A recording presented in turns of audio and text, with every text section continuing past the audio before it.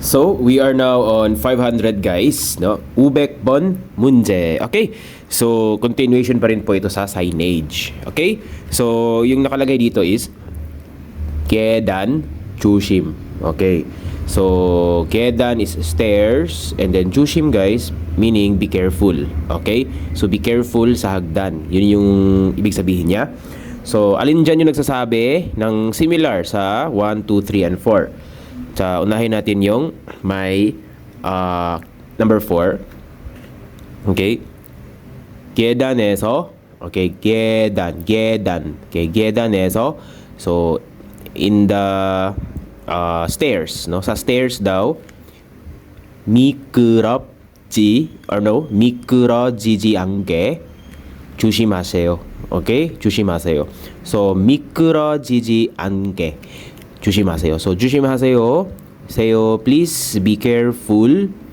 And yung ge dito guys, itong ge, yung ibig sabihin niya lamang dito is para, no, or in order to. Okay? So, sometimes it can mean para. So, please be careful, para, then jian, yung grammar, ayan, it means not.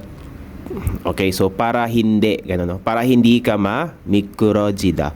Okay, ma-slip or madulas sa hagdan. Okay, yun po yung thought ng number 4 guys. So, it is the correct answer actually.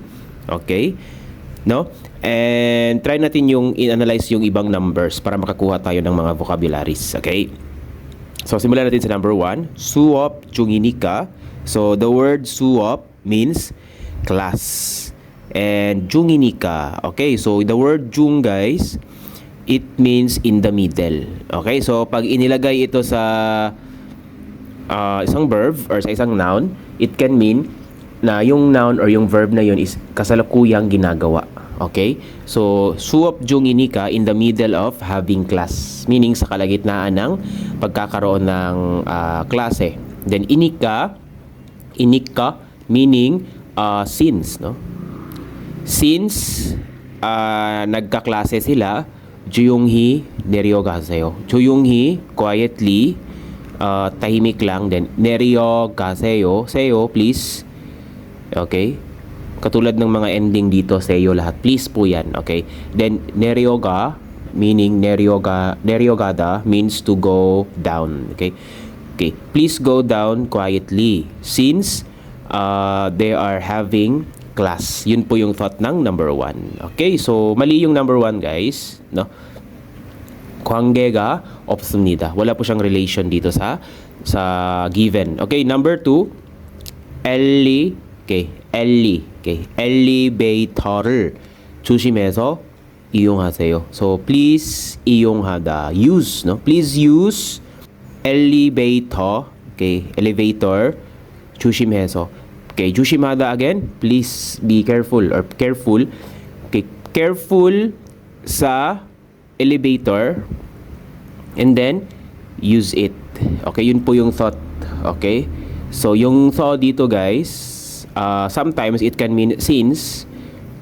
Okay, tulad ng nika, but sometimes it can also means and then. Okay, nagsasabi siya ng sequence of action. So dito sequence of action siya. Sabi niya, mag-ingat ka sa elevator and then gamitin mo ito.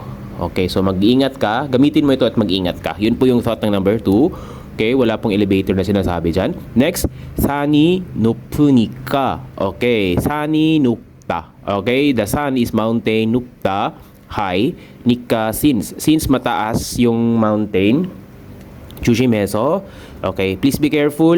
올라가세요. Okay, please go up. 올라가다. Okay, 올라가다. Okay, so same yung meaning niya dito. And then, so ganun yun. Careful ka since mataas yung mountain and then umakyat ka. Okay, careful sa pag-akyat. Okay, again, yung tamang sagot is number 4. Okay, next, 501.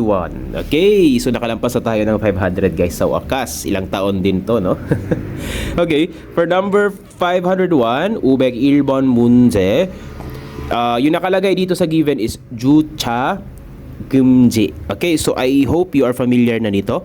Chucha. Ilang beses na itong lumabas, no? Meaning, to park. Then 금지, if you see 금지 sa mga signages, it means not allowed or prohibited. Bawal. Bawal magparking. So, ano dyan yung mga nagsasabi or alin dyan yung nagsasabi ng kapareha sa given? Okay, sabi ng number 1, 이곳에 차를 세우면 안 됩니다. Okay, so 이곳. Yung gut dito guys, it means place. So, in this place daw, yan po yung thought. In this place, 이곳에 차를 세우다. Okay, 차 means car. Then 세우다, to stop. So, if you use 차를 세우다 together, it means to park the car. Okay. And then 면 means if, 안 됩니다, not allowed. Okay, so same sila ng ending lahat guys. 면 안 됩니다, 면 안 됩니다, 면 안 됩니다, 면 안 됩니다. So not allowed if, yun po yung meaning niyan. So not allowed if you park the car here.